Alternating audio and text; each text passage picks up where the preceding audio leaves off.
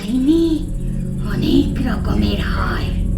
আমি হলাম এমন এক সত্তার ডাইনি যাকে বছরে কেবল একবার খাবার খেতে হয়, এবং সেই খাবারটি খেলে রাতারাতি তার শক্তি দ্বিগুণ বেড়ে যায়।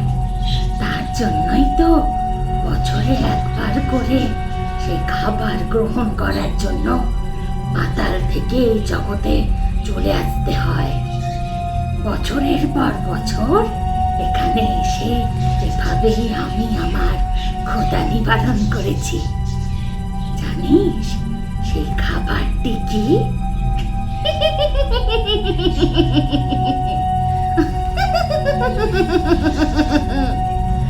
সেই উৎকৃষ্ট খাবারটি হলো মানুষের রক্ত, মানুষের মাংস, মানুষের ঘিলু। তবে মরা মানুষের না, জ্যান্ত মানুষের সুস্থ সবল অঙ্গ ভক্ষণ করতে আমার ভারী মজা লাগে।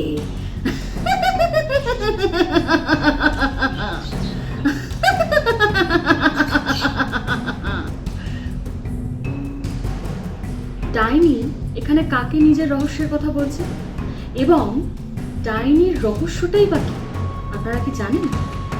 না জানলে শুনে নিন, বঙ্গকথা চ্যানেলে চলে এসেছে আজকে অঙ্কিতা ঘোষের কলমে ডাইনি বুড়ির কুটিরে। নমস্কার, আমি তৃষা, রয়েছি ডাইনি বুড়ির চরিত্রে।